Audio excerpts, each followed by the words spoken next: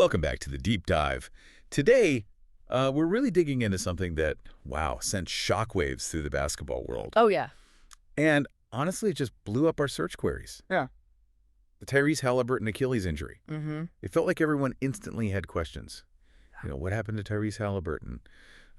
Urgent stuff like, is Haliburton playing Game 7? Right, that immediate panic almost. Exactly. So we pulled from a stack of sources, mostly that torrent of news trends and those specific questions people were firing off. Yeah. We wanted to understand why this resonated so deeply.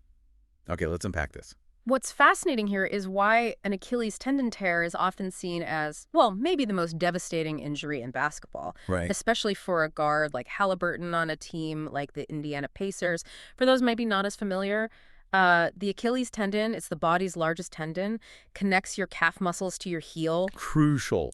Absolutely crucial for everything explosive in basketball, jumping, sprinting, just, changing direction on a dime. So a torn Achilles, like the searches showed, means that tendon has, well, completely ruptured. It severs that critical link, which is why it's not just, say, a multi-month recovery. For many players, it's genuinely career-altering, very different from like a knee sprain or something less severe. And that immediate public reaction, those searches, it instantly framed our mission for this deep dive. Mm-hmm. We're not just looking at what happened specifically with Haliburton's Achilles, but why it caused such a ripple effect. Yeah.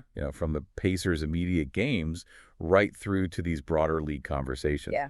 And what's clear is how quickly it connected to the wider NBA world.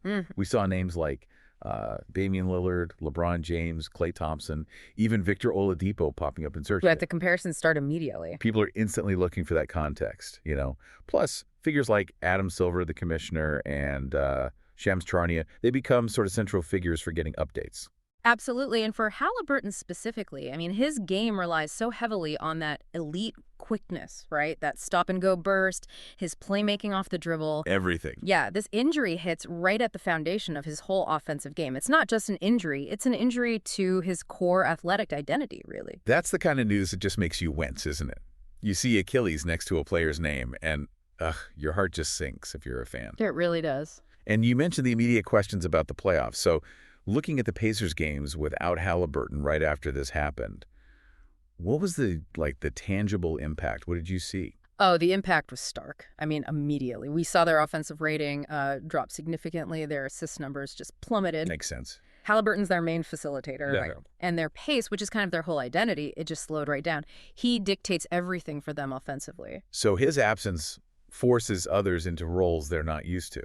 Exactly. Role players get pushed into spots they aren't fully equipped for. It totally changes their tactics, makes them way more predictable for opponents. Okay. And what about those comparisons people were searching for? You mentioned Lillard, LeBron, but also Klay Thompson and Oladipo. What does that tell us about how fans process these moments? That's a really crucial point, actually, because it reveals something interesting about sort of fan psychology. People are looking for hope, right? Yeah, definitely. Lillard and James, they represent resilience, guys who came back strong, maybe defied the odds a bit. But the deeper, perhaps unintentionally more relevant comparisons might be with Thompson and Oladipo. Why them specifically?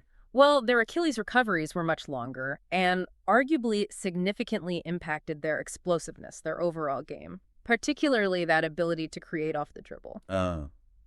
So this tells us a lot about the spectrum of outcomes fans are kind of grappling with, and maybe where the truer parallel might lie for Haliburton's long-term future, though obviously everyone hopes for the best. Yeah, that's a sobering thought. Yeah. Stepping back a bit, beyond just Haliburton and the Pacers, how does an injury like this magnitude to a rising star on a team that was, ascending, how does that shift the broader league landscape?